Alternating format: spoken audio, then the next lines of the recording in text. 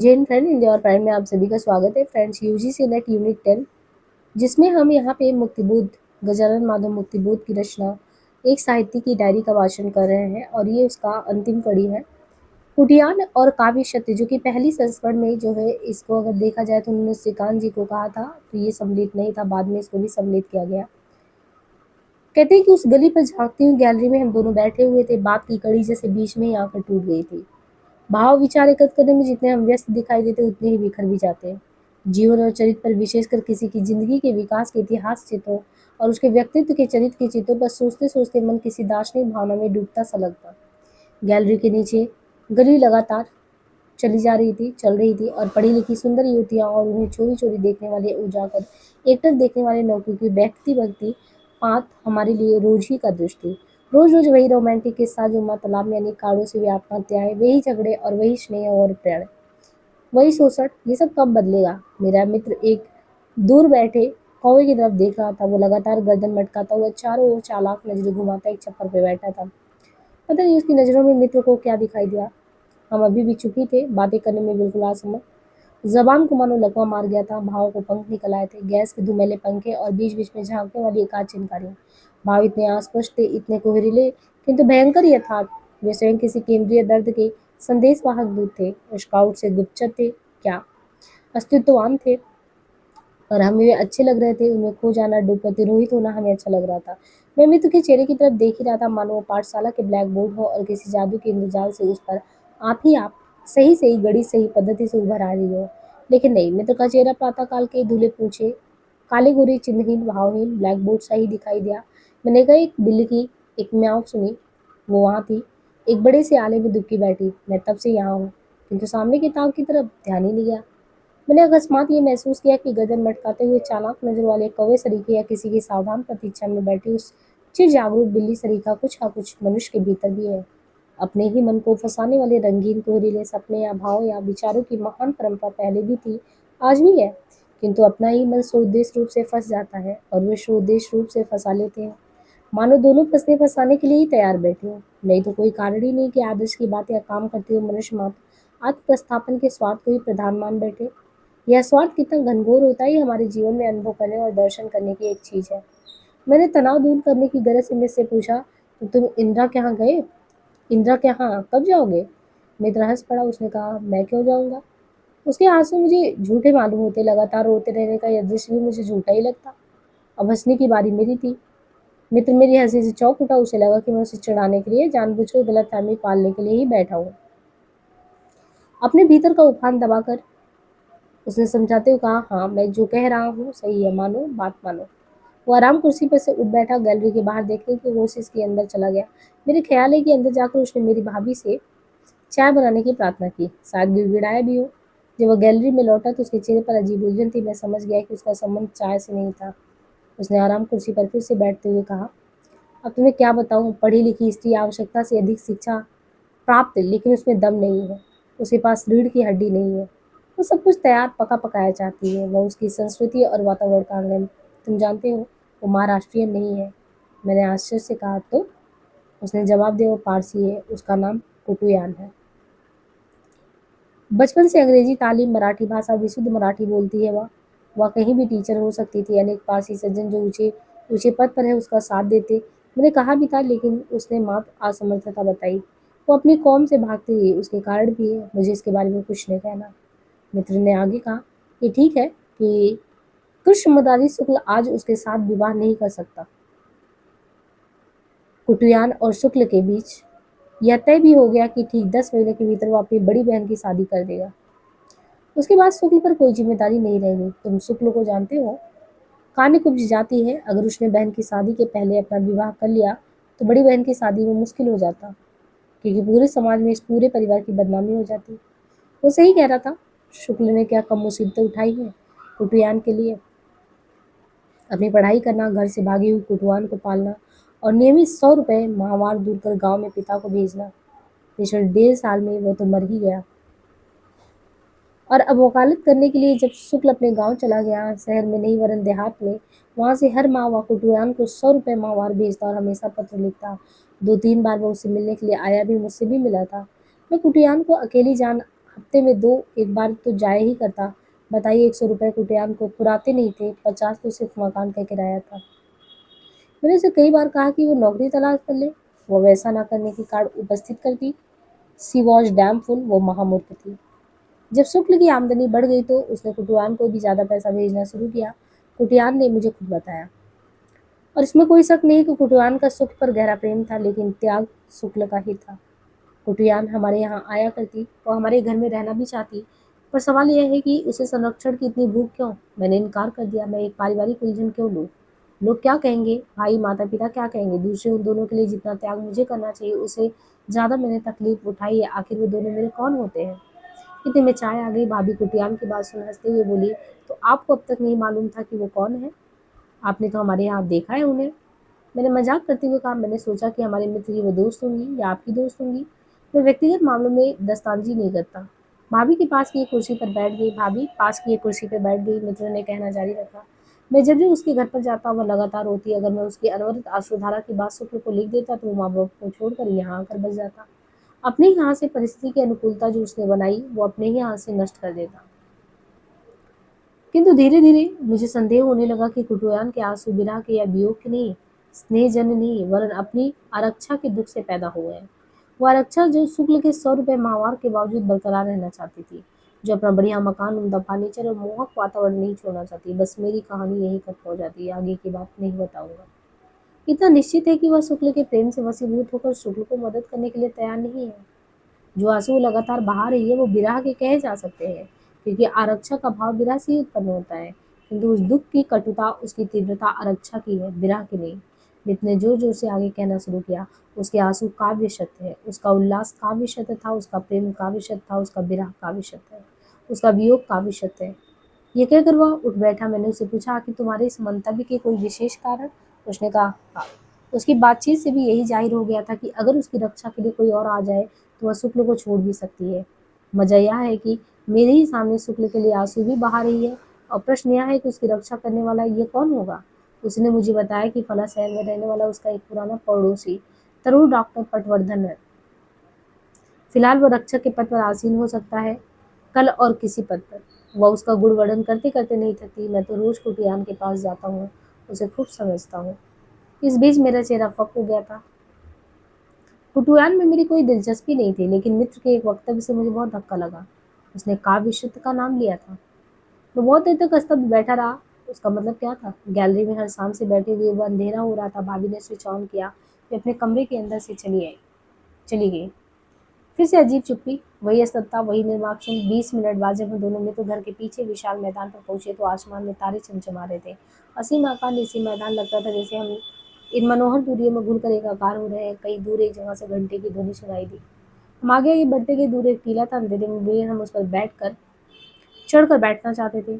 वहाँ मीलों दूर की हवाएं आती, चारों ओर से हमारा आलिंगन करती, कहीं दूर हमें उड़ा ले जाना चाहती। जब हम उस टीले पर पहुंचे तो एक फूल के नीचे बैठ गए। इच्छा हुई कि उसका एक डाल पर चढ़ा जाए।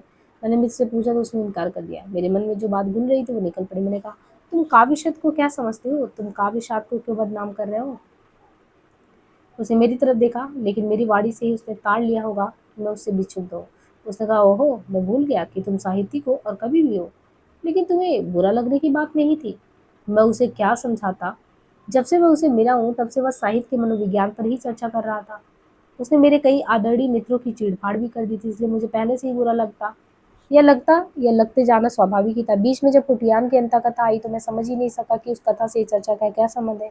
मैंने अनुमान किया था कि वह केवल दूसरी बहस छेड़ने के उद्देश्य से उत्साहट दूर करने की निमित्त शुरू की गई है, किंतु जब उसने काव्य शब्द का उल्लेख किया और करके उसको बदनाम करने की कोशिश की तो भीतर ही भीतर मेरा मन उत्तेजित हो उठा। उसने कहा, काव्य शब्द को मैं बदनाम नहीं करना चाहता। मेरा प्रश्न सीधा साधा है। काव्य में जीवन के कुछ मूल्य और दृष्टि होती है। मेरा प्रश्न ये है कि क्या उन मूल्यों से आपके आचरण का सामंजस्य है? मैं स्तब्ध हो गया। मैंने कहा, काव्य में हमेशा अनिवार्य रूप से जीवन के मूल्य आदर्श ही प्रकट नहीं होते, मात्र भाव प्रकट होते हैं। उसने जवाब दिया, ये आंशिक सत्य है। जहाँ मात्र भाव प्रकट होते हैं वहाँ एक दृष्टि भी तो होती है। प्रश्न यह है कि क्या यह दृष्टि आचरण से सामंजस्य स्थापित कर चुकी है अथवा आचरण से सामंजस्य स्थापित करने की प्रेरणा दे रही है। मैंने कहा, आचरण से आपका क्या मतलब? उसने उत्तर दिया, आचरण से मतलब आचरण। मैं एक उदाहरण दूंगा। एक कवि अपनी प्रेमिका पर कविता रचता है, सुंदर कविता। आचरण में आप इसकी अपेक्षा अवश्य करेंगे कि वह अपनी प्रेमिका के प्रति निस्वार्थ दृष्टि रखता है या नहीं। मुझे हंसी आ गई। मैंने कहा, उसका आचरण उसके काव्य की कसौटी नहीं है। उसने धीरे धीरे विचार करते हुए जवाब दिया, कौन कहता है? इसलिए मैं काव्य शब्द के सतत्व से इनकार नहीं कर रहा हूँ, सिर्फ इतना ही कह रहा हूँ कि वह मात्र काव्य शब्द है। वह यदि इससे कम नहीं तो उसे जरा भर भी अधिक नहीं। वह काव्य सत्य है। वह एक वंचना स्वप्न की उपज, अहम के प्रक्षेप का एक परिणाम अथवा आत्मभिन्न का साहित्यिक रूप भी हो सकता है। मैंने जल्दबाजी में उसे कहा, लेकिन इसे तुम निष्कर्ष क्या निकालना चाहते हो? उसने अपनी बात पर जोर देते हुए कहा, यदि आप लोग केवल काव्य शब्द को महत्व देते हो तो अपने अनजाने ही एक भयानक भूल कर बैठते हो। वो ये है कि एक व्यक्ति साहित्य में जिन मूल्यों की स्थापना करता है, वे मूल्य उसके आचरण की मूल प्रेरणा हो, ये आप अपने लिए अनावश्यक इरिलेवेंट मानते हैं। इसका बहुत बुरा परिणाम होता है। एक प्रगतिवादी के लिए आपकी दृष्टि से ये जरूरी नहीं है कि वह अपने घोषित लक्ष्य के अनुसार अथवा जीवन मूल्य के अनुसार अपना आचरण भी बनाए। एक आदर्शवादी साहित्यिक अपने व्यक्तिगत जीवन में सुविधा को ही विकास का मूल नियम मान अपने साहित्य में घोषित जीवन मूल्य के एकदम विरुद्ध आचरण कर सकता है, कर रहा है और करेगा। उसी प्रकार दूसरा मानवतावादी कभी साहित्यिक घोषित जीवन मूल्यों के विरुद्ध अपने साहित्य में संस्थापित अथवा प्रतिबिंबित जीवन मूल्यों के विरुद्ध लगातार आचरण करता हुआ आपको दिखाई देता है। माना कि जीवन मूल्यों की संस्थापनाएं साहित्य के उत्तम अथवा साधारण होने की कसौटी नहीं है। अब मैं उसकी पूरी बात समझ गया था। मैंने कहा, मन वचन कर्म के सामंजस्य को भारतीय साहित्यिक परंपरा के विरुद्ध जाता है? उसने कहा, केवल यही बात नहीं है, साहित्य जीवन से उपजता है और अंततः उसका प्रभाव भी जीवन पर ही होता है। इसलिए हमें साहित्य के मनोवैज्ञानिक पहलू की तरफ देखना होगा। तब हम साहित्य के रूप शिल्प को ही नहीं वरन उसके मनोवैज्ञानिक तत्व की भी आलोचना कर पाएंगे। और यदि हमें सूक्ष्मदर्शिता है और उचित मात्रा में संवेदनशीलता है तो हम देख लेते हैं कि उन मनोवैज्ञानिक तत्व के गुण हैं क्या, सामर्थ्य क्या है, क्षमता क्या है। वो चुप हो गया। मैं और भी सुनना चाहता था। वो निसंदेह समय दार्शनिक मनाई स्थिति में था। उसने अपना निवेदन जारी रखा, असल में साहित्य एक बहुत धोखे की चीज है। वह एक विशाल वंचना स्वप्न भी हो सकता है। इसलिए केवल एक ही कसौटी से साहित्य को नापना गलत है। केवल साहित्यिक कसौटी से ही साहित्य को नापना अथवा केवल समाजशास्त्री अथवा केवल मनोविज्ञान दृष्टि से उसका मूल्यांकन करना मेरी दृष्टि से गलत है। वह अंततः विघातक भी है। ये बात अलग है कि एक विशेष अवधि में विशेष साहित्य को प्रोत्साहन देने के लिए अथवा अनुत्साहित करने के लिए एक अलग नीति अपनाने के ख्याल से केवल एक रेखीय एक दृष्टि आलोचना की जाए, वह नीति सही है या गलत, ये अलग प्रश्न है।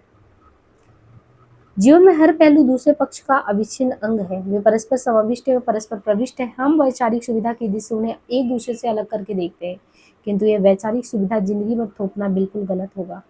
जब साहित्य जीवन से प्रसूत होकर जीवन को प्रभावित करता है तो उसकी खरी कसौटी भी तो जीवन ही है। और यह जीवन वस्तुतः एक कॉम्प्लेक्स चीज, उसके विचित्र पक्ष और पहलू एक दूसरे में समाहित, प्रविष्ट और परस्पर निहित भी तो है। इस अंतिम स्तर पर बात करते हुए आप देखेंगे कि साहित्य को हमें विविध पक्षीय दृष्टि से देखना जरूरी है। और वस्तुतः साहित्य की कसौटी एक नहीं न अनेक है, वरन अनेकों अभेद्य इकाई है। इसलिए केवल ये कह देना कि साहित्य में प्रकट जीवन मूल्य उसके साहित्यिक गुणों की कसौटी नहीं, मात्र एक अस्थायी कार्यकारी मान्यता के रूप में ही ग्रहण किया जाए। ये तो ठीक है कि जीवन मूल्य अथवा आदर्श प्रस्थापित करने वाले साहित्य श्रेष्ठ तभी होते हैं जब उनमें उत्कट भावानुभूति हो, अर्थात उत्कट भावानुभूति महत्वपूर्ण है। किंतु जिसके प्रति वो भावानुभूति होता है वो वस्तुतः न केवल उस अनुभूति का आधार वरन उस अनुभूति का उत्कट करने में सहायक भी तो होता है। वे जीवन मूल्य उस अनुभूति को तपाने में जब सहायक हो रहे हों तो साहित्य जिससे उनका मूल्य भी बढ़ जाता है। उन जीवन मूल्यों द्वारा संकेतित जीवन के अंतर्भाग सामंजस्य और संगति का तकाजा भी साहित्य से उसका तकाजा करना गलत नहीं है। माना कि वह तकाजा साहित्य के साहित्यिक गुणों की परख की कसौटी हमेशा नहीं बन सकता। सामंजस्य और संगति की बातें सुनते ही मेरा मन कुटियान की तरफ खिंच गया। निसंदेह वो सुंदर थी। माना कि उसमें सामंजस्य या कह लीजिए संगति नहीं थी, अथवा कह लीजिए कि वो कृष्णा मुरारी शुक्ल द्वारा अपनी आरक्षा से त्राण प्राप्त कर लेने के कारण उसके फलस्वरूप उसे प्रेम करती। माना कि उसका स्नेह आरक्षा से त्राण की एक भावनात्मक प्रतिक्रिया थी। किंतु क्या यह सही नहीं कि सामंजस्य, संगति अथवा कोई नैतिक कल्पना यदि आंतरिक रूप से जीवन भर लागू की जाए तो व्यक्ति के प्रति बहुत अन्याय हो सकता है। आचरण में सामंजस्य, संगति जरूर होना चाहिए, इसे कौन इनकार करेगा। किंतु आए दिन लोग स्थूल और कृत्रिम तथा अपनी स्वार्थ दृष्टि से दूसरों में सामंजस्य की कल्पना को साकार देखना चाहते हैं। उस दृष्टि ने मनुष्य के विरुद्ध बहुत बहुत पाप किए हैं। थ्योरी में मन वचन कर्म के सामंजस्य अथवा व्यक्तित्व के संगत की बात करना सहज भी है, आवश्यक भी है। किंतु उस थ्योरी को दूसरों पर लागू करते वक्त कितनी मर्मज्ञ विश्लेषण शक्ति और ज्ञानक्षम संवेदन व्यक्ति की जरूरत होती है। कितनी सहानुभूति क्षमता की जरूरत होती है, किसी से क्या छिपा है। मेरे मित्र मेरी भावनाएं नहीं ताड़ सका। उसका ये कहना बिल्कुल ही ठीक था कि साहित्य में प्रगतिवादी किंतु जीवन में प्रक्रिया से घनिष्ठ सहचरत्व के पोषक, साहित्य में मानवतावादी किंतु जीवन में शोषक या अभिन्न मित्र, इस प्रकार के विद्रूप भयानक आकार वाली विसंगतियां आलोचक न देख पाए। साहित्यिक सौजन्यवश चुप रहे, लेकिन साहित्य से प्रेम रखने वाले जनता उन्हें अपनी करोड़ों आंखों से देखती है, और चूंकि आलोचक और संपादक तथा साहित्य के अन्य नेता इसे नहीं देख पाते, इसलिए वह उन्हें धिक्कारती भी है। ये सही है। यदि ये सच है कि साहित्य में प्रकट या संस्थापित जीवन मूल्य उस साहित्य के साहित्यिक गुणों की कसौटी नहीं है, तो यह भी सच है कि वे जीवन मूल्यों के सृष्टा से संगत की उपेक्षा रखते हैं, और यदि वह अपेक्षा भंग हुई तो साहित्य समाज में उचित परंपरा का विकास नहीं हो सकता। किंतु उसके साथ साथ ये भी तो सही है कि सामंजस्य की कल्पना यांत्रिक रूप से लागू नहीं हो सकती। ये तो ठीक है कि इस बात का शीघ्र पता चल जाता है कि एक प्रगतिवादी विद्यार्थी मजदूर किसानों की हड़ताल तोड़ता है या नहीं, वो जनता के विरुद्ध अधिकारियों का गुप्तचर है या नहीं, अथवा एक दोहरी तिरंगी या दोमई नीति का अवलंबन कर रहा है या नहीं। इनकी रूपरेखाएं स्पष्ट होती हैं, साधारणतः पढ़ी लिखी जनता इन्हें खूब जानती है। अवसरवादी दृष्टि और कार्यनीति के विविध रूप और प्रकार का तुरंत इन्हें पता चल जाता है। किंतु किंतु महत्वपूर्ण बात यह है कि इस प्रकार की विसंगतियां छोड़ जो तुरंत ही प्रकट होती है, उन विसंगतियां पहचानना मुश्किल रहता है, और बहुधा मनुष्य अपने मानसिक स्वार्थों की दृष्टि से अन्य में विसंगतियों का आरोप करता है। मनुष्य की मानसिक मनोवैज्ञानिक स्वार्थ बुद्धि ऊंचे आदर्शों को आगे करके उनके झंडे के नीचे काम करती है, उनके मंदिर में बैठ अपना स्वीकार करती है और अपना धंधा। इसलिए वह अपने पूर्ति के लिए सामंजस्य या संगति अथवा ऐसे ही किसी आदर्श की कल्पना को व्यक्ति पर यांत्रिक रूप से लागू कर सकती है। क्या मालूम है कि मेरे मित्र का कुटुयान पर लगाया गया आरोप बिल्कुल सही हो और उसमें कहीं भी किसी गलती की मिलावट ना हो? ये कौन जानता है। यही वे विचार थे जो मेरे मन में घूम रहे थे। मुझमें और मेरे मित्र में एक अजीब ढंग की दूरी बढ़ रही थी। हम दोनों साथ साथ घर वापस तो लौट रहे थे, किंतु मैं जरा फासले से चलता था। हम दोनों ही चुप थे। जब घर पहुंचने वाले रास्ते के अंतिम चौराहे तक मैं पहुंचा तो मैंने अपने मित्र से सिर्फ इतना ही कहा, मनुष्य की ज्ञान शक्ति की भी सीमाएं हैं, क्या इसे पहचानना जरूरी नहीं है। उसे मेरी तरफ चढ़कर देखा, उत्तर दिया, बिल्कुल सही। मैं स्वयं ये भी बात सोच रहा था। हमें ज्ञान शक्ति की सीमाओं का गहरे से गहरा ज्ञान होना चाहिए, जिससे कि गलतियां टाल सके, अपने कार्य को ज्यादा लाभप्रद बना सके। जब मैं बिस्तर पर सोया तो मुझे सुख ने चद्दर उड़ा दी। अब यहाँ पे देखिए, कलाकार की व्यक्तिगत ईमानदारी 1 और 2 करके, और फिर यहाँ पे ये समाप्त हो जाएगा एक साहित्य की डायरी। कहते हैं कि लेखक मुक्तिबोध का कहना है कि मेरी डायरी पर बहुत कम बहस हुआ करती है, लेकिन कल ही हो गई। वो जो यशराज है ना, इसका नाम इन्होंने लिया यशराज का, वो जो है यशराज ना, वही वही उस गली में रहता है। नहीं नहीं, उनकी वकालत नहीं चलती। हाँ, यूं ही वो आदमी काबिल तो है। तो वो जो यशराज है उसने क्या क्या किया है, बीएससी, बीटेक, बीएससी भी किया है, बीटेक किया, एलएलबी किया है, लेकिन बिल्कुल बेरोजगार है। अब देखिए, बीएससी की भी डिग्री है, बीटेक की भी डिग्री है उनके दोस्त किसके पास, यशराज के पास। बीएससी किए, बीएससी के बाद बीटेक भी किए, बीटेक के बाद एलएलबी किए, यानी लॉ की भी पढ़ाई होगी, इंजीनियरिंग की होगी, बाकी बीएससी एग्रीकल्चर वगैरह, और डॉक्टरी की हो ही गई, सब मान के चलिए, तीनों चीजें हो गई। बेरोजगार है इस शहर में, उन्हें सब जानते हैं, हंसते हैं उन पर। वे बेरोजगार है ना, इसलिए उनके चेहरे पर हमेशा सनीचरी छाया रहता है। खैर, तो वसुधा के लिए लिखी गई ताजी ताजी डायरी उन्हें सुनाने का मुझे जब सौभाग्य मिला, वसुधा पत्रिका जो है, तो मैं बड़ा खुश था। क्या तीर मारा है मैंने। यशराज गर्दन नीचे डाले मेरी डायरी को चुपचाप सुन रहा था। जब सुनाना खत्म हुआ तो बहुत ही मंतरगत से उन्होंने अपना सिर ऊंचा उठाया, कहने लगे, यह डायरी एकदम फ्रॉड है। मुझ पर वज्रपात हो गया, कांटो तो खून नहीं, नाड़ी खिसक गई। यशराज ने अपना चेहरा ऐसा बिगाड़ लिया मानो उनकी जबान का स्वाद एकदम कड़वा हो गया। डायरी मैंने बहुत मेहनत से बनाई थी, परसाई जी के पत्र रूपी पिस्तौलों से संप्रेषित होकर मैंने इतनी मेहनत की थी। नतीजा क्या निकला, धूल राख में मिल गया।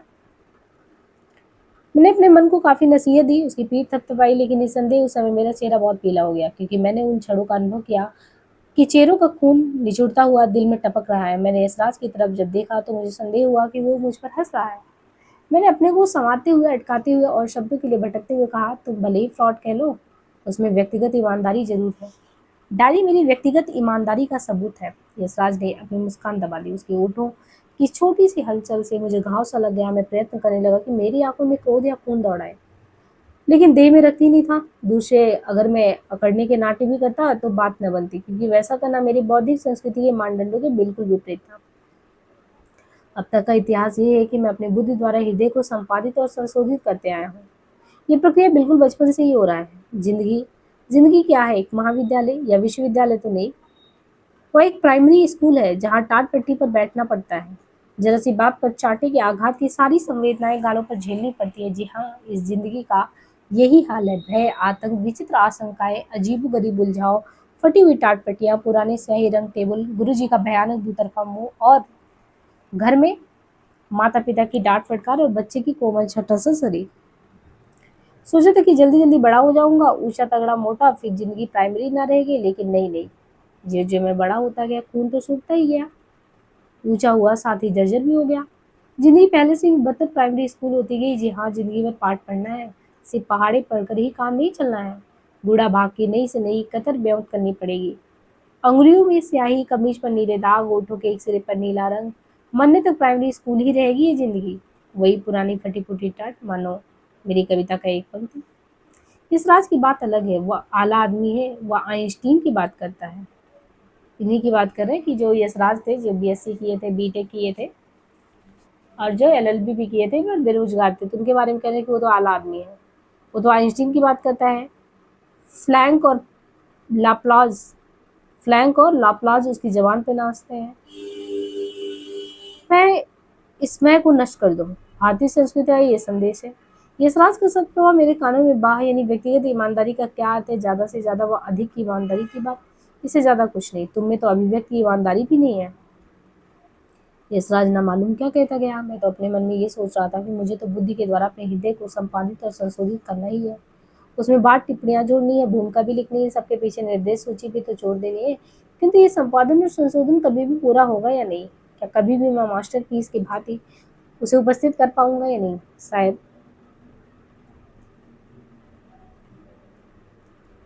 शायद ये संभव नहीं है। कल ही तो बहुत बूढ़े पिताजी ने मुझे कहा था कि आखिरी सांस छूटने तक नया सीखना पड़ता है।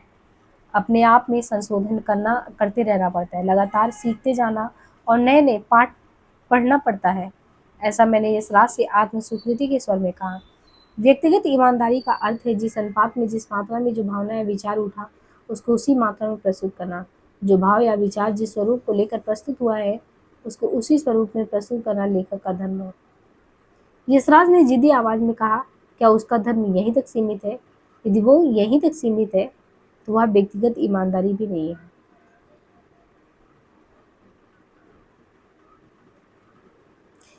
यशराज से बहस करने की मेरी तबीयत नहीं हो रही थी। लगता था अगर कोई व्यक्ति एक कप चाय दे दे तो नशे गर्मा जाए, फिर शायद बहस के काबिल हो पाऊं। फिर भी अगर मैं जवाब न देता तो बहुत बुरा सा दिखता।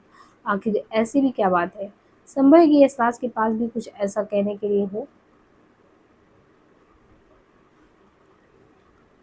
समय यशराज के पास भी कुछ ऐसा कहने के लिए हो जो मेरा पूरक हो। जरा इत्मीनान से काम लो, मैंने कहा। उसने कहा, कैसे? यशराज पिस्तौल से छूटी हुई गोली की भांति उड़ता गया। उसने कहा, जो भाव या जो विचार जिस स्वरूप को लेकर जिस भाषा में और जिस अनुपात में प्रस्तुत हुआ, उसका उसी स्वरूप में प्रस्तुत करना एकदम नाकाफी है। महत्व की बात यह है कि वो भाव या विचार किसी वस्तु तथ्य से सुसंगत है या नहीं। व्यक्तिगत ईमानदारी का नारा देने वाले लोग असल में भाव या विचार के सिर्फ सब्जेक्टिव पहलू पर बात करते हैं।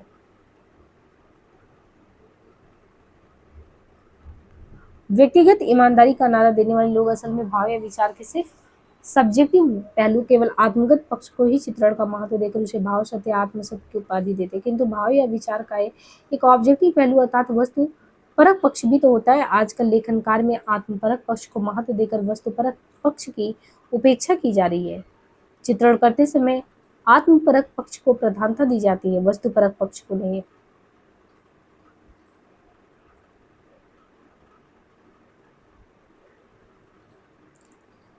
अब यहाँ पे देखिए, कहते हैं कि आजकल जो है वस्तुपरक पक्ष की उपेक्षा की जाती है, चित्रण करते समय आत्मपरक पक्ष की प्रधानता दी जाती है, वस्तुपरक पक्ष की नहीं। इस रवैये का असर टेक्निक पर भी पड़ता है। यशराज की आंखें देखने के काबिल थी। वह मुझे इस तरह देख रहा था मानो झिड़क रहा हो, किंतु उसके चेहरे की ओर नहीं वरन उसकी बातों की ओर ध्यान में देने में लगा था। यशराज कहता गया, वो कहता गया कि मध्ययुगीन भारतीय काव्य में कुछ महत्वपूर्ण अपवादों को छोड़कर प्रधान प्रवृत्ति वस्तु पक्ष के वर्णन की ओर ज्यादा रही है। इस प्रवृत्ति ने आत्म पक्ष का स्थान गौण कर दिया। नए छायावादी युग ने आत्म पक्ष को ही प्रधान बना दिया और वस्तु पक्ष को गौण कर दिया। यदि हिंदी की नई कविता को साहित्य के इतिहास में या यूं कहिए कि संस्कृति के इतिहास में कोई महत्वपूर्ण पार्ट अदा करना है तो उसे काव्य की प्रकृति तथा शिल्प में आत्म पक्ष तथा वस्तु पक्ष दोनों का समन्वय करना पड़ेगा। यशराज ने विजेता की आंखों से मुझे देखा, निसंदेह मुझे पराजित होना पड़ा। मैंने दूध शेर का अपना सिर हिलाकर उसके हाँ में हाँ मिलाया। तब एकाएक मुझे भान हुआ मानो मेरे मस्तक की संदूक में सचमुच आलू और भंटे भरे हैं। उनकी तो तरकारी भी नहीं हो सकती। इसके बावजूद मैं यशराज की बातें ज्यादा ध्यान से सुनने लगा। मुझे प्रतीत हुआ कि उसे ऐसा कुछ कहना है जो मेरे लिए मूल्यवान भी सिद्ध हो सकता है।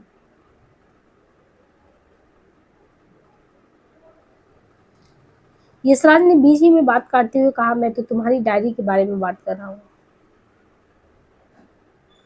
उसके प्रसंग से नई कविता पर चला आया। तुमने जगह जगह व्यक्तिगत ईमानदारी की जो बातें कही वो बहुत ही कुहरिल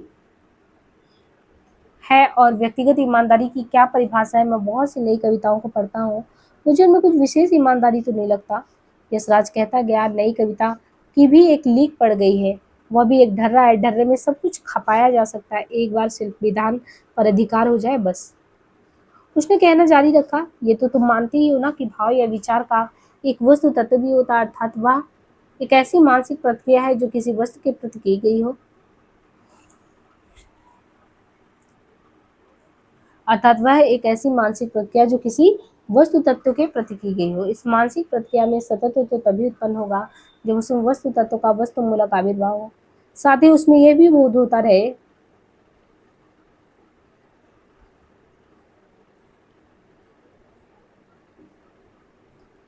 तो यहाँ पे जो कह रहे हैं कि विरोध होता रहे, यदि ऐसा नहीं हुआ तो बड़ी अजीब बात होगी। मैंने मुस्कुरा कर कहा, हजरत, काव्य की प्रक्रिया ज्ञानात्मक प्रक्रिया नहीं है। यशराज ने जवाब दिया, ठीक, किंतु ज्ञान और बोध के आधार पर ही भावनाओं की इमारत खड़ी है। यदि ठीक यदि ज्ञान और बोध की बुनियाद ही गलत हो गई तो भावनाओं की इमारत भी तो बेडौल हो जाएगी।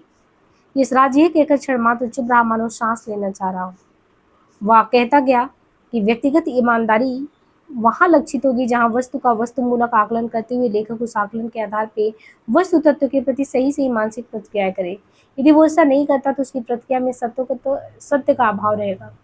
मैंने कहा, तुम्हारी परिभाषा यदि स्वीकार कर ली जाए तो काव्य के क्षेत्र में एक दंगा सा मच जाएगा। असलियत ये है कि तुम जिस वस्तुमूलक सत्य की बात कर रहे हो ना, वो काव्य के भाव सत्य से अलग है।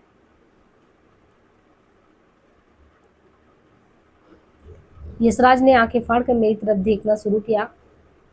मैं कोई जिराफ या कंगारू जैसे अजीबोगरीब प्राणी हूँ क्या? मैंने भी बहुत गंभीरता से उत्तर दिया। मैं भी अपनी बात कहाँ समझ पा रही थी, यानी कहाँ समझा पा रही हूँ। दोनों ने अपने अपने आसन बदले। मैंने शून्य की ओर देखना शुरू किया और शून्य में मुझे दो बातें नजर आई। एक तो यह कि यशराज के अनुसार मानसिक प्रतिक्रिया जिस वस्तु के प्रति होती है उस वस्तु का भी चित्रण परम आवश्यक है। दूसरी ओर यह कि सतत्व के आविर्भाव के लिए जरूरी है कि कभी उक्त वस्तु तथ्य के प्रति सही से मानसिक नियंत्रण रखें।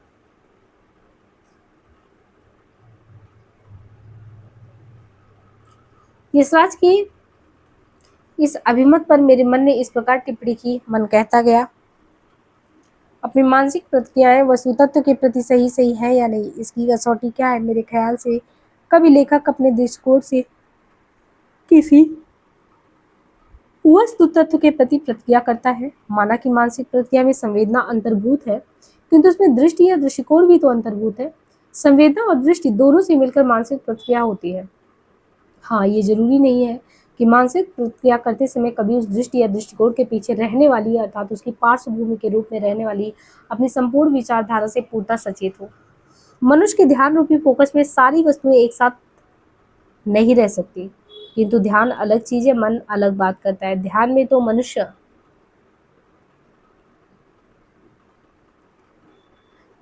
वस्तुतत्व है, उस वस्तुतत्व के प्रति संवेदनात्मक प्रतिक्रिया की गई है, किंतु उस प्रतिक्रिया में प्रच्छन्न रूप से अथवा अर्थ सचेत रूप में कभी की दृष्टि या दृष्टिकोण जरूर होना चाहिए। ये दृष्टि या दृष्टिकोण अनिवार्यता बौद्धिक ही हो ये नहीं है।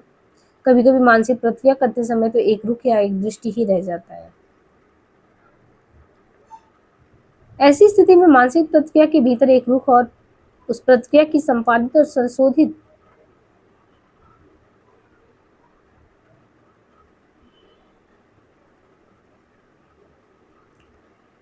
उनके इस अभिमत में बहुत कुछ सार था। काव्य में लंबी चौड़ी बातें, हाँकने वाले, स्वांग करने वाले, अपने को मसीहा और क्रांतिकारी समझकर बात बढ़ा-बढ़ा कर कहने वाले। वे एक एक्टर हैं, नट हैं, वास्तविक प्रेम करने का आत्मबल उनमें बिल्कुल नहीं है, किंतु स्वांग ऐसा करते हैं मानो वो अपनी प्रेमिका के बिना जी ही नहीं सकते। अगर हम मानसिक प्रतिक्रिया को ज्यों-त्यों स्वाभाविक अनुपात और मात्रा में व्यक्त करने का आग्रह नहीं करते, तो उस आग्रह को वो महत्व नहीं देते। तो काव्य में से अभिनेता तथा स्वांग वाले लोग, लंबी-चौड़ी बातें हाँकने वाले लोग, खैर बड़े-बड़े शब्दों को जाने दीजिए। मैं भी मानसिक प्रतिक्रिया का संपादित और संशोधित करने की बात ही करता हूँ। मेरे इस मंतव्य का क्या वास्तविक अर्थ है, और यह यशराज सब मानसिक प्रतिक्रिया करने पर जोर देता है, तो उसकी इस बात का निर्देशक महत्व है। वो कहता गया कि व्यक्तिगत ईमानदारी वो है जहाँ लेखक वस्तु का वस्तुमूलक आकलन करने और उस आकलन के आधार पर वस्तु तत्व के प्रति सही मानसिक प्रतिक्रिया करता है। यदि ऐसा करता है तो उसकी प्रतिक्रिया में सत्य होगा। मैंने जवाब दिया, तुम्हारी परिभाषा यदि स्वीकार कर ली जाए तो उसे काव्य का सत्य शासकीय या वैज्ञानिक सत्य नहीं। यदि वस्तुतः वैसा होता तो अब तक दुनिया में जितना भी काव्य साहित्य उत्पन्न हुआ होता वो तुम्हारी परिभाषा का अनुगमन करता। यशराज बीच में ही बोल उठा, मैं तो व्यक्तिगत ईमानदारी की बात कर रहा हूँ। मैं तो ये कहना चाहता हूँ कि मैं हिंदी की बात ही बोल सकता हूँ। बहुत तेरी ऐसी कविताएं जो बिल्कुल फ्रॉड है, जिन्हें तुम नई कविता कहते हो, उसमें भी फ्रॉड की कमी नहीं है। शायद यशराज ने मुझे उत्तेजित करने के लिए कहा होगा, लेकिन ईश्वर की कुछ ऐसी कृपा रही कि मैं विचलित ही नहीं हुआ। मैंने शांत भाव से तिरछी मार की। मैंने कहा, तुम्हारी आलोचना क्या फ्रॉड नहीं है? मैंने कुछ आलोचकों के नाम भी लेना चाहे, लेकिन कुछ सोच कर चुप हो गया। आलोचक भी तो झूठ के साथ साथ कभी सच बोल जाया करते हैं। हाँ, ये होता है उसके मसीहाई बौद्धिक अहंकार के बावजूद। यद्यपि मैं शांत था, किंतु उत्तेजना घर कर गई थी। हमारी और यशराज की आपसी सिरपुटौल कई बार हो भी चुकी है, इसलिए उससे घबराने की बात नहीं थी। कलाकार की व्यक्तिगत ईमानदारी, ये इसका अंतिम जो है कड़ी है। लेखक कहता है कि बात चल ही रही थी कि आलोचना और काव्य पर। यशराज ने न जाने किस बात पर चीख कर टेबल पर घूंसे मारने लगा और बोला, हाँ, आलोचना में फ्रॉड होता है, किंतु काव्य में भी। एक तो फ्रॉड जानबूझकर किया जाता है, अर्थात काव्य में लेखक जो दृष्टि अपनाता है उसकी अंतर्दृष्टि नहीं होती। कभी एक अभिनेता भी है, सफलतापूर्वक अभिनय करने के बाद भी वह अभिनय ही है, वो असल की नकल है। उसमें असल की बू हो सकती है, लेकिन वो असल है नहीं। मुझे हँसी आ गई। यशराज के असाहित्यिक शब्द असल और नकल मुझे भी आ गए। बड़े अच्छे शब्द हैं। एक बात और भी महत्वपूर्ण हुई, वह यह कि यशराज काव्य का सतत वो मानता है जहाँ लेखक अंतर्दृष्टि को दरकिनार रखते हुए अभिनृत्य करता है।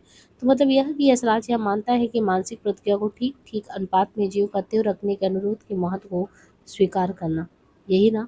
लेकिन मैंने ये बात जबान से नहीं निकाली, मैं तो सिर्फ सुन रहा था। यशराज ने कहा, काव्य में एक दूसरे ढंग का फ्रॉड भी होता है। मैंने कहा, कौन सा? यशराज ने जवाब दिया, ये फ्रॉड तब होता है जब लेखक ये जानता ही नहीं कि वो फ्रॉड कर रहा है। लेखक को पूरा विश्वास होता है कि जो बात कह रहा है सही कह रहा है, अर्थात जहाँ लेखक ईमानदारी से मूर्ख होता है। लेखक को ये भी विश्वास होता है कि उसकी बात केवल सच्ची ही नहीं वरन वो सुंदर भी है और कल्याणकारी भी। लेखक पूर्ण निष्ठा के साथ काम कर रहा है, फिर भी उसकी निष्ठा फ्रॉड को जन्म दे रही है, ये जन्म दे सकती है। मतलब यह कि लेखक की निष्ठा और आत्मविश्वास कोई ऐसी शक्ति नहीं है जिसके साहित्य को फ्रॉड बन जाने से बचाए। दूसरे शब्द में, लेखक संपूर्ण निष्ठा और आत्मविश्वास के साथ भी बड़ा ही संतुलित फ्रॉड कर सकता है। ध्यान रखो कि इसका अर्थ यह भी नहीं कि निष्ठा और आत्मविश्वास ऐसी शक्ति है जो अनिवार्य रूप से और हमेशा साहित्य को फ्रॉड ही बनाती हो। किंतु अपनी बात पर निष्ठा और आत्मविश्वास होने मात्र से साहित्य निर्मल छल रहित फ्रॉडलेस ही नहीं होता। इस राज की उत्पत्त मुख मुद्रा देखकर मुझे सचमुच हंसी आ गई। मैंने ठठाकर हंसते हुए कहा, तो तुम क्या सोचते हो, लेखक अपने ही खिलाफ, अपने वस्तु तत्व के विरुद्ध, अपनी मानसिक प्रतिक्रियाओं के विरुद्ध जासूसी करे और सीआईडी गिरी करे? इतना बेवकूफ लेखक नहीं होता। यशराज ने झुंझलाते हुए कहा, मजाक मत करो, असलियत को देखो। इस बात पर मुझे और हंसी आ गई। फिर भी यशराज की बात का आदर करते हुए मैंने कहा, अच्छा, तो इस दूसरे किस्म के फ्रॉड को ज़रा और समझाओ, मैं ध्यानमग्न होकर सुन रहा हूँ। यशराज बोलता गया, बस तुम सरीखा श्रोता मुझे मिल जाए तो मजा आ जाए। आजकल ईमानदार श्रोताओं की बड़ी कमी है, वक्ता तो बहुत ईमानदार होते हैं। दोनों की बात ठहाकों में डूब गई। यशराज कहता गया कि लेखक ईमानदारी से फ्रॉड वहाँ करता है जहाँ उसे मालूम ही नहीं होता कि वो स्वयं फ्रॉड को जन्म दे रहा है। दूसरे शब्दों में, उसके विचार या उसकी अनुभूतियाँ वस्तुतत्व के वस्तुमूलक आकलन पर आधारित नहीं होती। अन्यथा वे ऐसी होती हैं कि जो जीवन के यथार्थ से नियंत्रित ना होकर उसके आत्मबद्ध दृष्टिकोण के फलस्वरूप विक्षेपग्रस्त होती है। ऐसी स्थिति में लेखक की भावना का ज्ञानात्मक आधार ही गलत होता है। इस ज्ञानात्मक आधार की विकृति के फलस्वरूप उसकी भावना भी विकारग्रस्त हो जाती है। दूसरे शब्दों में लेखक जब केवल सॉब्जेक्टिव होता है, भले ही वो ऑब्जेक्टिव का आभास निर्माण करता रहे। अतः जब वो अपनी तथाकथित अंतर्दृष्टि को वस्तु तत्व पर थोपता है तो अपनी तथाकथित अनुभूत के रंगीन चश्मे से वस्तु तत्व को देखता है, तो उसके साहित्य में निसंदेह फ्रॉड होता है। यहाँ मैंने इस राज की लगाम थाम ली। मैंने कहा, मिस्टर, जब हम काव्य के वस्तु तत्व की बात कर रहे हैं तब हम उस भाव समुदाय की बात कर रहे हैं जो कि कवि की वाणी द्वारा व्यक्त होता है।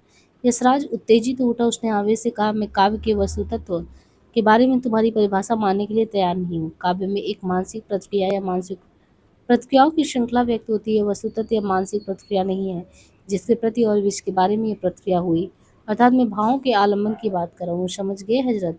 मैंने खींच कर कहा कि भावों के आलम्बन की बात करूँ। काव्य के वस्तुतत्व में तो भाव और उसका आलम्बन दोनों आएंगे। हाँ, आगे चलो।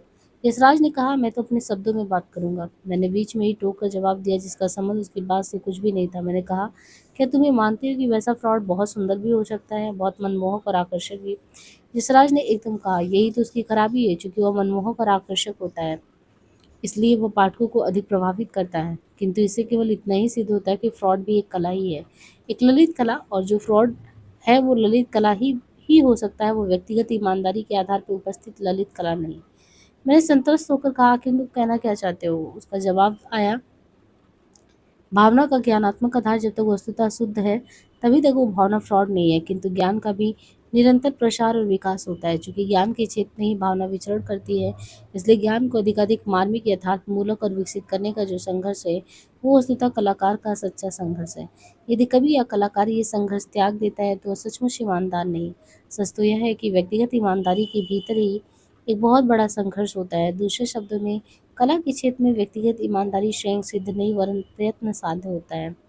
तो क्या इसका मतलब यह है कि जो लेखक लेखन कार्य के संबंध में पूर्णतः सचेत नहीं है, अर्थात जिस लेखक की रचना अनायास बिना परिश्रम के सहज रूप से प्रस्तुत होती है, उस लेखक में व्यक्तिगत ईमानदारी का अभाव है? हम एक उदाहरण लें। शैले का काव्य भावनाओं का अनायास पूर्व कहा गया है, क्योंकि वह काव्य प्रयत्न साध्य नहीं था वरन एक विशेष अर्थ में अनायास था। जैसे तुम्हारे अनुसार उसमें व्यक्तिगत ईमानदारी का अभाव रहा है? यशराज इस जगह आकर कुछ संकोच में पड़ गया। वह देर तक मेरी बातों का जवाब भी नहीं दे पाया। व्यक्तिगत ईमानदारी के संबंध में उसने आगे जो स्पष्टीकरण दिया वो बहुत ही मज़ेदार था। यशराज कहता गया, तुमने एक बहुत बड़ी अच्छी कठिनाई उपस्थित कर दी, लेकिन हाँ, उसका भी हल है। शैली की बहुत सी ऐसी कविताएं हैं जिनका ज्ञानात्मक आधार उस युग विशेष की परिस्थिति को घेरे के भीतर पहले के कवियों के ज्ञानात्मक आधार से ज़्यादा विकसित था। शैली की रोमांटिक दृष्टि क्लासिकल पुराणपंथी कवियों की रूढ़िवादी दृष्टि की तुलना में कहीं अधिक पारदर्शी थी। साथ ही युग की उत्थानशील शक्तियों ने शैली को जो उत्कृष्ट मानवतावादी स्वप्न देकर रखा था, उस स्वप्न से वह कभी प्रेरित था। व्यक्ति की आत्मगर्मिया तथा व्यक्ति के भीतर की उत्थानशील स्निग्ध आध्यात्मिक संभावनाएं शैली के काव्य में प्रकट होती है। शैली के काव्य में जो कुहरीलता है वह उसके युग की उठती हुई शक्तियों के विचार सामर्थ्य की सीमा घोषित करती है, तो साथ ही वह यह भी सूचित करती है कि उन उठती हुई शक्तियों में भावना तत्व ज्यादा था, विचार तत्व अपेक्षा दृष्ट कम। शैली के काव्य का ज्ञानात्मक आधार निसंदेह अन्य कवियों का अपेक्षा न केवल सत्यात्मक था, तथ्यात्मक था, वरन वह अधिक विशद, विस्तृत और निर्णायक भी था। दूसरे शब्दों में देखा जाए तो जो शैली है उन्होंने एक विशाल जागरूकता दी। इस ज्ञानात्मक जागरूकता के क्षेत्र में उसकी भावना विचरण करती थी। दृष्टि रोमांटिक होने मात्र से भावना का ज्ञानात्मक आधार कमजोर नहीं होता। ज्ञानात्मक आधार कमजोर तब होता है जब कभी समाज को प्राप्त अध्ययन ज्ञान की उपेक्षा कर अद्यतन ज्ञान द्वारा संप्रेरित भावनाओं से दूर हटकर केवल अपने एकांतिक निबिड़ लोक में ही विचरण करता है। ज्ञान का अर्थ केवल वैज्ञानिक उपलब्धियों का बोध ही नहीं वरन समाज की उत्थानशील तथा हसोन्मुख शक्तियों का बोध भी है। शैली के काव्य का सौंदर्य उस मनोभूमिका से उत्पन्न हुआ है जो अपने युग में विकासमान उत्थानशील प्रवृत्तियों से परिपक्व हुआ है। शैली को ज्ञान ने स्वप्न भावना दी। उसका समस्त साहित्य इस मनोभूमि से अनुरंजित है। शैली के काव्य की कुरीलता के कारणों के संबंध में मैं पहले ही कह चुका हूँ। वास्तविकता ये है कि तुलनात्मक दृष्टि से शैली बहुत ही जागरूक कवि था। वो अपने जमाने की उत्थानशील मानवतावादी शक्तियों से आध्यात्मिक संबंध अनुभव करता था। कला के क्षेत्र में वो इतना अधिक जागरूक था कि वो अपने युग के मनोहर स्पंदनों को अपने काव्य में अपने स्वप्नों के माध्यम से व्यक्त करता। किंतु हम अन्य रोमांटिक लेखकों और कवियों को ले, उनमें से कईयों में हमें छद्म मनोवैज्ञानिकता दिखाई देती है। छद्म मनोवैज्ञानिकता का भी एक बहुत बड़ा व्यापार चल पड़ा है। हिंदी के रोमांटिक कवियों में ऐसी छद्म भावनाएं बहुत देखने को मिलेंगी। ये छद्म मनोवैज्ञानिकता एक विशेष प्रकार की अभिरुचि से उत्पन्न होती है और उस अभिरुचि को वो दृढ़ करती है। अभिरुचि स्वयं इस कपट जाल को जन्म भी देती है। अभिरुचि के साथ साथ कई प्रकार के सेंसर्स लगे रहते हैं। लेखक को अनेक प्रकार के सेंसर्स यानी गहरे अंतर्निषेधों का सामना करना पड़ता है। कुछ अंतर्निषेध ऐसे होते हैं जो उसके काव्य संबंधी यथार्थ की संवेदनाओं को भी काट कर फेंक देते हैं। काव्य का जो वास्तविक तत्व है, जिसके कारण और जिसके द्वारा सौंदर्य प्रकट होता है, उसी से पता चल जाता है कि लेखक छंद भावनाओं का व्यापार कर रहा है या नहीं। यशराज कहता गया कि ये अंतर्विरोध उसकी बहुत सी अच्छी और सच्ची भावनाओं के स्रोत को भी सुखा देते हैं। फलतः जो काव्य प्रसूत होता है वो जाली होता है। हिंदी में जाली कविताओं की कमी नहीं। कभी कभी ऐसा जाली साहित्य भी कुछ परंपरागत गुण व्यक्त करता आया है। कवि के अभ्यास बस काव्य में लालित आदि गुण उत्पन्न हो जाते हैं, जिसके फलस्वरूप कुछ लोग उन्हें साहित्य की अमूल्य निधि में जमा कर देते हैं। यशराज आगे कहता गया कि ऐसे काव्य में प्रकट भावनाएं जाली होने के कारण बहुत अप्राकृतिक भी हो उठती है। कविता का धर्म है अपनी प्रकृति से और काव्य के वस्तु तत्व की प्रकृति से एकाकार होना। कविता का धर्म क्या है? अपनी प्रकृति से और काव्य के वास्तु तत्व की प्रकृति से का एकाकार होना। व्यक्तिगत ईमानदारी का ये बहुत बड़ा तकाजा है कि लेखक निर्भीकता पूर्वक अपने अंतर निषेधों को सुधारे, उनका सामना करे, साथ ही वह अपनी प्रकृति में और वस्तु की प्रकृति में प्रवेश करे। इस अंतः प्रवेश के रास्ते में जो भी सामने आता है उसे जोर से हटा दे। दूसरे शब्दों में अपनी अंतः प्रकृति और वस्तु की प्रकृति में प्रवेश करने के उद्देश्य से काव्य संबंधी अपनी अभिरुचि भी बदल डाले।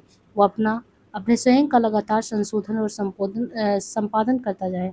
मैं एकदम बोल पड़ा, ओह हियर आई सी, यहाँ मैं तुमसे सहमत हूँ। इस तरह आगे कहता गया, जो लेखक अपने हृदय को तुम्हारे शब्दों में निरंतर संशोधित और संपादित नहीं करता, उसका विश्वास रुक जाता है।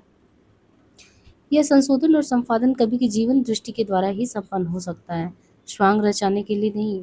यशराज बहुत ज़्यादा बोल गया था, कभी कभी मेरा ध्यान भी उछड़ जाता, फिर भी मैं एकाग्रता पूर्वक उसकी बात सुनने का प्रयत्न कर रहा था। यशराज कह रहा था कि कवि का यह धर्म है कि उसके दिल में जो नकारशील खटके, जो अंतर्विरोध है, उन्हें विवेक संगत बनाया जाए। केवल विशेष अभिरुचि की वशीभूत होकर उन अंतर्निषेधों का विकास न किया जाए। ध्यान रहे कि ये अंतर्निषेध लेखक स्वयं अपने लेखन कार्य के दौरान में विकसित करता है। उनका विश्वास किस प्रकार होता है, ये विषय ही अलग है। महत्व की बात यह है कि अंतर्विरोधों का विवेक संगत विकास हो। व्यक्तिगत ईमानदारी का ये बहुत बड़ा तकाजा है।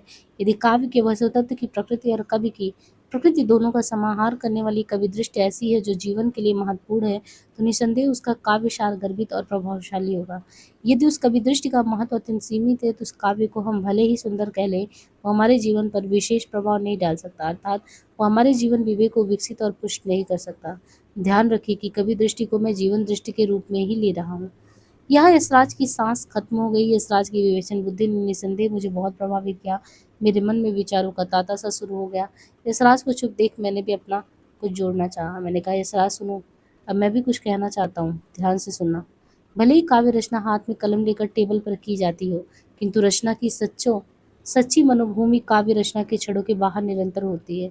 यदि इस मनभूमि की तैयारी के दौरान कभी सचमुच ईमानदार है, यानी वह अपनी जीवन दृष्टि व्यापक और गहरी रखने का प्रयास करता है, तो उस काव्य रचना से संबंधित वह मनोभूमि का भी आधिकारिक विशद और यथार्थ होता जाएगा, ऐसा मेरा ख्याल है।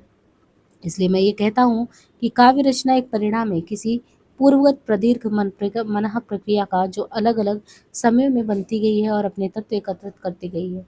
काव्य रचना में जो अनायासता उत्पन्न होती है, वह केवल भाषा और छंद के अभ्यास के फलस्वरूप ही नहीं होता, वरन काव्य रचना की पूर्वगत मनोभूमि की समृद्धि के फलस्वरूप भी होता है। इसलिए व्यक्तिगत ईमानदारी का संबंध काव्य संबंधी मनोभूमि से अधिक है। यदि यह मनोभूमि का आत्मपरक और वस्तुपरक अर्थात दोनों से समन्वित जीवन परक दृष्टि से तैयार किया जाए, तो उस कवि का क्या कहना। ये निसंदेह समृद्ध होगा। इस सतह पर मुख्य प्रश्न दृष्टि का है। मानवता के कवि की दृष्टि विश्व जनता के उद्देश्यों से एकाकार है, अर्थात जब कवि की भावनाओं का ज्ञानात्मक आधार विस्तृत, व्यापक और अद्यतन है, तो ऐसी स्थिति में उस कवि की दृष्टि उसके अंतःकरण में एक वातावरण निर्माण करेगी, एक काव्यात्मक मनोभूमि का या वातावरण के बिना सत्य काव्य संभव है ही नहीं। सच तो यह है कि काव्य साधना या कला साधना काव्य रचना या कला प्रक्रिया के दौरान में ही सीमित नहीं होती। काव्य साधना या कला साधना का अधिकतर भाग काव्य रचना के छड़ों से बहुत बार होता है। इसलिए कलाकार के लिए ये आवश्यक है कि वो ज्ञानात्मक आधार का अधिकाधिक विस्तार कर ज्ञान स्वप्न दे सके, स्वप्न भावनाएं उत्सर्जित कर सके। मानसिक प्रक्रिया का संपादन, संशोधन आदि उस स्वप्न द्वारा प्रस्तुत हो तो निस्संदेह वह कल्याणकारी हो। उस ज्ञानात्मक आधार पर ही मन अपने को संपादित और संशोधित करता रहेगा। कभी की अनुभूति में जीवन काल में ही यह संशोधन संपादन चलता रहेगा। किंतु जब काव्य रचना एक सृजन प्रक्रिया के रूप में चलता है तो उस समय यदि कृत्रिम रूप से संशोधन संपादन चलता रहा तो कवि पर अभिनेत्रित्व और स्वांग का वियोग आरोप सही हो जाएगा। किंतु यदि ज्ञानात्मक आधार पर विकसित जीवन स्वप्न ही स्वयं मानसिक प्रक्रिया का संशोधन संपादन करता रहे तो निसंदेह वह काव्य रचना एक अत्यंत स्वाभाविक अंग के रूप में प्रस्तुत होगा। यशराज ने कहा तो व्यक्तिगत ईमानदारी काहे में है? ज्ञानात्मक आधार को विस्तृत से विस्तृत करने, उसे सत्य व्यापक बनाने, उसके आधार पर जीवन स्वप्न विकसित करने, जीवन स्वप्न के अनुसार मानसिक प्रक्रिया को दिशा देने अर्थात अपने ही अंतःकरण का संशोधन संपादन करने में व्यक्तिगत ईमानदारी ही दिखता है। तुम्हारी बात भी सही है। काव्य साधना अधिकतर काव्य रचना के क्षेत्र के बाहर होती है। हाँ, ये बात सही है। और मुझे देखकर मुस्कुराया। उसके स्मित पे एक अजीब ही तृप्ति थी। जी हाँ, वो बेरोजगार है, गरीब है, ठुकराया हुआ भी है। समाज में उसकी कोई इज्जत नहीं है, लेकिन वह निष्प्रह भी है। क्या वो सुकरात नहीं है? मेरी माँ ने मुझे बताया था कि भगवान भिखारियों के वेश लेकर अपाहिजों के रूप में भटकते हैं और परीक्षा लेते हैं। भगवान पर मेरी आस्था नहीं है, लेकिन मनुष्य पर तो है। इतने में मुझे ख्याल आया कि ज्ञानात्मक आधार की परिभाषा होना आवश्यक है। मैंने यास्त्राज से पूछा कि ज्ञानात्मक आधार से तुम्हारा मतलब वैज्ञानिक जानकारी के अलावा भी कुछ है या नहीं? वो हंस पड़ा। उसने कहा, तो जीवन जगत का जो बोध है, उसका व्यापक होना, पुष्ट होना, विश्व में ज्ञान का जो आज विकास स्तर प्राप्त है उसको आत्मसात करना और उसे आगे बढ़ना आवश्यक है। भावना उसी क्षेत्र में सक्रिय होती है जो उस क्षेत्र वस्तुतः ज्ञान शक्ति द्वारा गृहीत हो। बोध यानी ज्ञान के क्षेत्र के भीतर ही भावना की पहुंच है, उसके बाहर नहीं। इसलिए जरूरी है कि हमारे जीवन का ज्ञानात्मक आधार व्यापक और विकसित हो। ज्ञान भी एक तरह का अनुभव है, या तो हमारा अनुभव है या दूसरों का। उससे निकलते हैं निष्कर्ष, उससे होता है जीवन विवेक का विकास। यह विवेक ही एक स्वप्न देता है। यह स्वप्न परम आवश्यक है, वह जीवन स्वप्न है, वह आध्यात्मिक है और यौनिक भी। मैंने पूछा, यौनिक का मतलब? उसने कहा, हम अपूर्व शब्दावली में बात करते हैं, लेकिन जीवन के जिस क्षेत्र की हम बातें करें उसकी शब्दावली आना चाहिए। क्या लेखक के लिए परम आवश्यक नहीं कि वह विश्व जनता के व्युत्थान को देखे और समाज का उत्पीड़न करने वाली शक्तियों से सचेत हो और उसके प्रति विद्रोह करने वाली ताकतों से सक्रिय सहानुभूति रखे? ज्ञानात्मक आधार के विकास में तो बातें भी सम्मिलित नहीं है क्या? मैंने सिर्फ इतना ही कहा, तुम तो मेरे बारे में जानते हो। मेरा तो यह दृष्टिकोण बहुत पहले से रहा है और उसके लिए कुछ तकलीफ भी उठाई है। जब हमने एक दूसरे की आंखों में देखा तो पाया कि हम सचमुच एक दूसरे के मित्र हैं। तो यहाँ पे आपका ये जो है रचना एक साहित्य की डायरी ये समाप्त होता है। और चैनल पे बहुत सारे जो भी आपके यूनिट 10 से संबंधित गद्य विधा लगे हैं वो कराए गए हैं टेक्स्ट। आप वहाँ से उन्हें कंप्लीट कर लीजिए, विदाउट टेक्स्ट पढ़े जो है आप क्वेश्चन सॉल्व करें। आजकल जितना डेप्थ में क्वेश्चन पूछा जा रहा है तो उन्हें ज़रूर सॉल्व करें जिनसे आपको मदद मिले। धन्यवाद।